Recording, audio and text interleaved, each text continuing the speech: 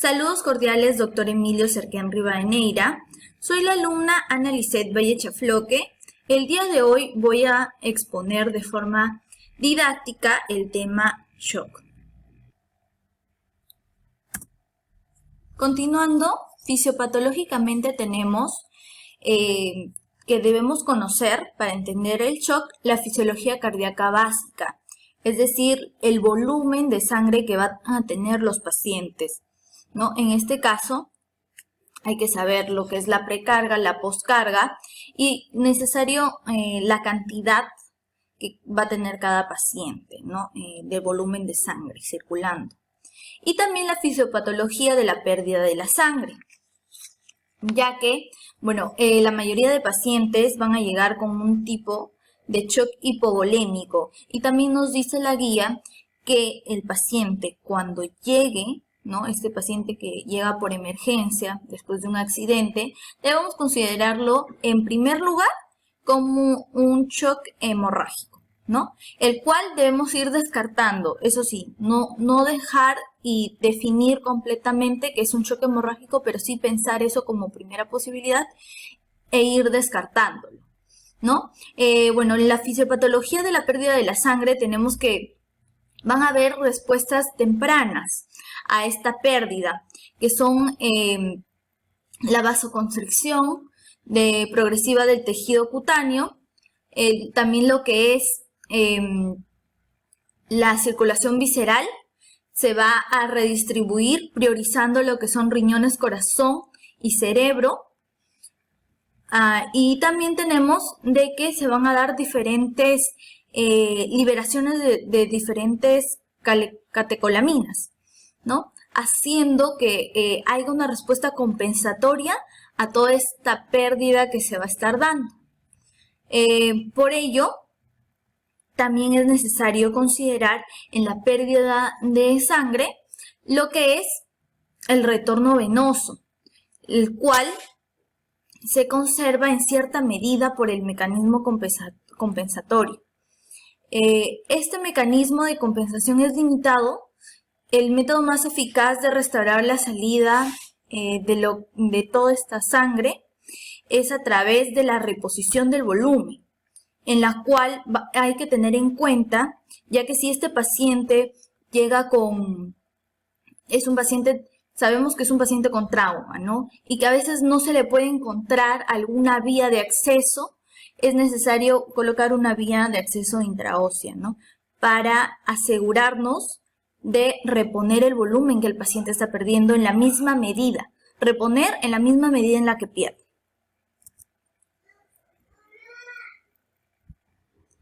Asimismo, hay que tener en cuenta la evaluación inicial del paciente.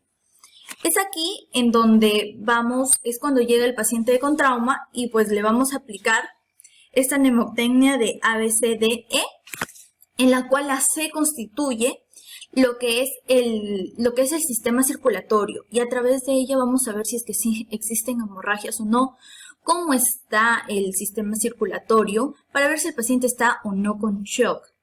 Para ello, también es necesario conocer las diferencias clínicas de las causas de shock, principalmente en que si es hemorrágico o no hemorrágico, para poder ajustar el tratamiento. Como dije, en primer lugar, hay que pensar que es un shock hemorrágico, pero hay que buscarle las causas, ya sea de manera externa o interna.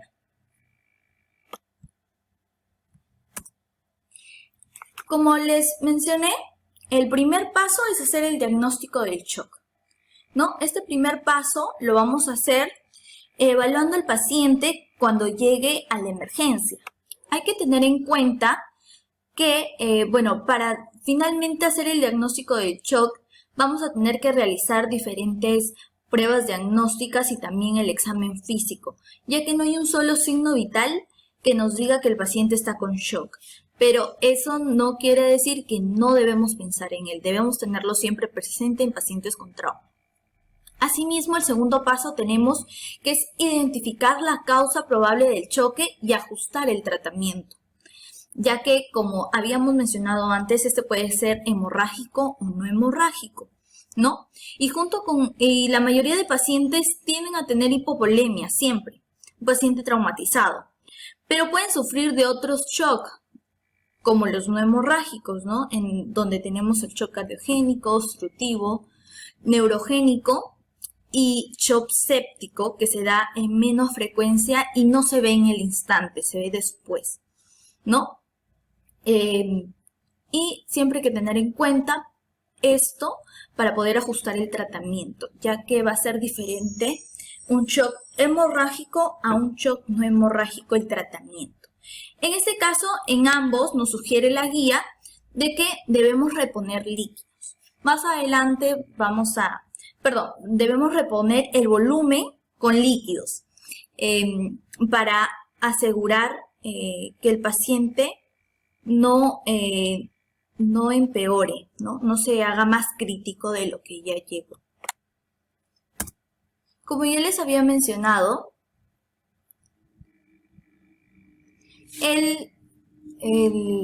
la causa del shock se va a dar en diferentes causas, ¿no?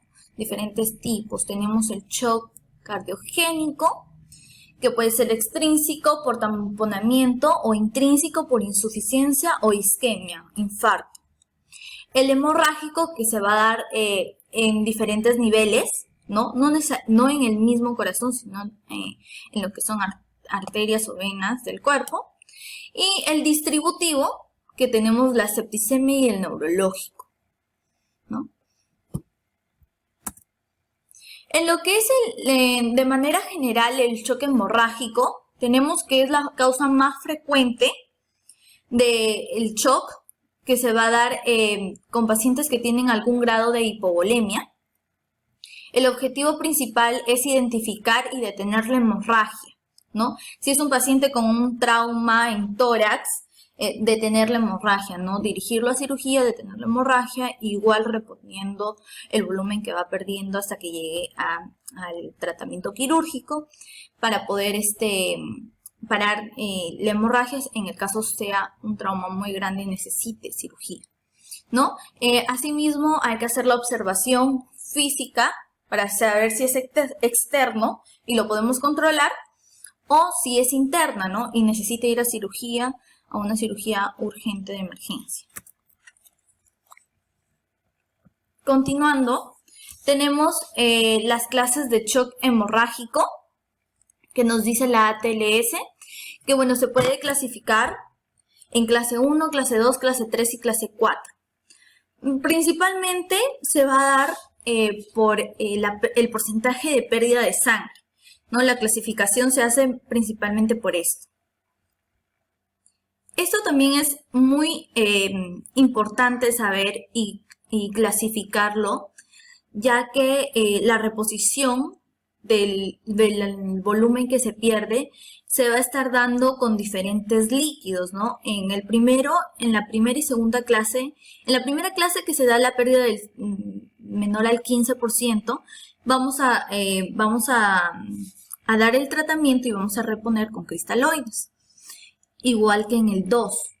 Pero a partir del 3 ya no solamente podemos hacer la reposición con cristaloides, sino que también hay que poner unidades de sangre, ya que la pérdida es mayor. Recordemos que en una clase 3 va del 30 al 40% y en la clase 4 es mayor del 40%. Y bueno, por la misma, el porcentaje de pérdida de sangre, la clase 4 es obviamente que pone en riesgo la salud y la vida del paciente, ¿no? Es una pérdida muy importante, la cual debemos tener en cuenta, ya que pone en riesgo la vida del paciente. Por otra parte, tenemos la visión general del choque no hemorrágico.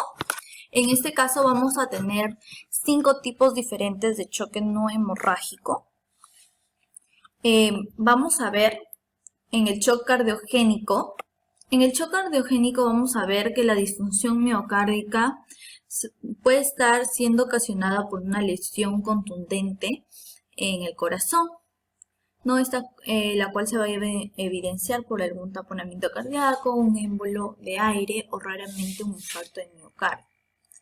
En lo que es el tamponamiento cardíaco, tenemos que es más frecuente en pacientes con trauma penetrante torácico, el cual va a estar caracterizado, ¿no?, por la triada de Beck, en la cual tenemos taquicardias, sonidos cardíacos apagados, venas del cuello hinchadas y una hipotensión como respuesta, ¿no? Además, el tamponamiento cardíaco, pues a la administración de fluidos no se va a ver tanta mejoría como si fuera un hemorrágico, ¿no? En la atención neumotorácica vamos a tener que es necesario hacer el diagnóstico inmediato y un tratamiento también inmediato. Se desarrolla, bueno, cuando el aire entra en el espacio pleural, pero por un mecanismo de válvula flap impide su escape. La presión intrapleural se eleva, haciendo que haya un colapso pulmonar total y un desplazamiento del mediastino hacia el lado opuesto. Por ello es necesario hacer un diagnóstico oportuno, ya que, bueno, al haber aire, vamos a hacer un orificio y se va a liberar y vamos a poder ver la mejoría del paciente. En lo que es el shock neurogénico, bueno, no necesariamente las lesiones en lo que es la cabeza van a causar conmoción, al menos de que se esté lesionando lo que es el tronco cerebral para ver recién las manifestaciones de shock, ¿no? También tenemos que se puede lesionar lo que es la médula espinal y cervical y la torácica superiores, produciendo hipotensión debido a la pérdida del tono simpático. Y esto agravará mucho más los efectos fisiológicos del hipovolemia. En el shock séptico tenemos que es un shock debido a la infección. No se da de forma inmediata, más bien es después. Sin embargo, puede ocurrir que haya demora en la llegada del paciente al hospital, ¿no? Y cuando llegue el paciente, obviamente ya va a estar con un shock séptico, porque quizás el accidente en donde ocurrió el trauma fue un lugar muy contaminado y el paciente tiene alguna herida penetrante por la cual sirvió como entrada para bacterias y se dio el shock, ¿no? El shock séptico.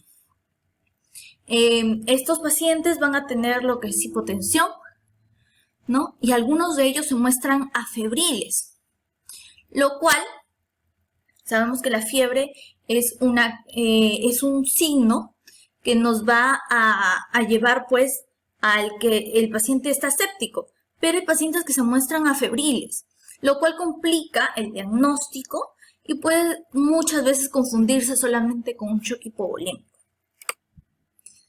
Continuando, bueno, de forma general, el tratamiento, el control en lo que es el tratamiento de choque hemorrágico, el control definitivo de la hemorragia y lo que es la restauración del volumen que se perdió son lo principal, ¿no? En este tipo de shock.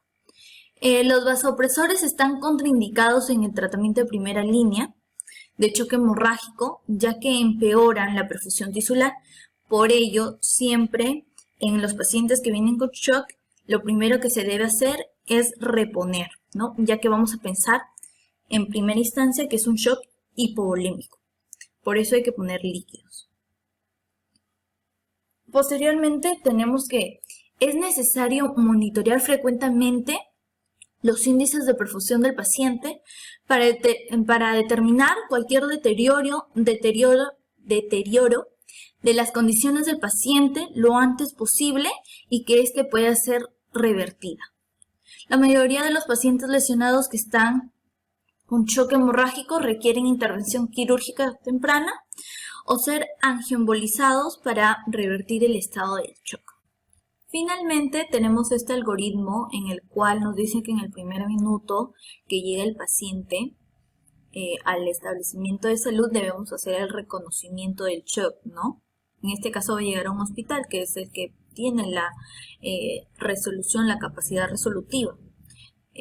Asimismo, vamos a aplicar el ABCDE al paciente crítico, en la cual vamos a analizar la C, que es circulación, vamos a ver si está con shock o no. Vamos a tratar de conseguir un acceso vascular y de no ser posible en el paciente se recomienda una vía intraósea para por ahí reponer líquidos, ¿no? Como segundo espacio tenemos en identificar el tipo de shock que se está dando, un shock no cardiogénico o cardiogénico, para saber ajustar el tratamiento, ¿no? En este caso, en el caso de tratarse de un shock séptico, durante la primera hora deben haberse tomado cultivos e inmediatamente aplicar antibiótico-terapia empírica, ¿no? Esto se va a dar en la primera hora y se va a tener que trasladar a UCI al paciente. En el caso de ser un shock no cardiogénico, la carga hídrica de 20 mililitros por kilo durante 15 minutos y el shock cardiogénico, una carga hídrica menor de 5 a 10 por kilo de peso durante 15 minutos. De ser necesario, esto se tiene que aplicar por 3 veces o hasta que aparezca hepatomegalia o estertores pulmonares silivantes, ¿no? Que nos diga que el paciente se está hidratando. Asimismo, si no se revierte este estado de shock, hay que aplicar dopamina. Si no se revierte, hay que, como ya hemos visto los diferentes tipos de shock, a un shock hipovolémico vamos a tener que agregarle adrenalina, a un shock anafiláctico adrenalina en diferente porcentaje de 0.1. En el shock séptico vamos a ver si es un shock séptico frío o caliente, ¿no? En este caso, que está dado por la fiebre, por la temperatura, o en el frío hay que dar la adrenalina y en el caliente noradrenalina. Y si es un shock cardiogénico, vamos a tener que aplicar dobutamina, ¿no? En 20 gramos por minuto.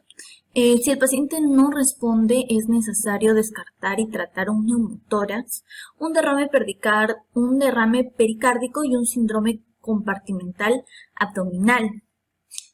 Y esto sería todo, ¿no? Es necesario, como hemos visto y ya hemos mencionado durante toda la exposición, diagnosticar el shock, ¿no? Identificarlo, reconocerlo al paciente en el primer minuto. Como segundo punto, saber con qué tipo de shock estamos tratando, ¿no? Por sus diferentes causas que tenemos, dentro de ellos los hemorrágicos y no hemorrágicos, y ajustar el tratamiento dependiendo de eso. Tener en cuenta que lo principal es reponer el volumen, ¿no? Reponer el volumen y siempre tenerlo esto como primera opción. Después ajustar ya lo que es el tratamiento dependiendo del tipo de shock que tengamos en el paciente. Eso sería todo. Muchas gracias.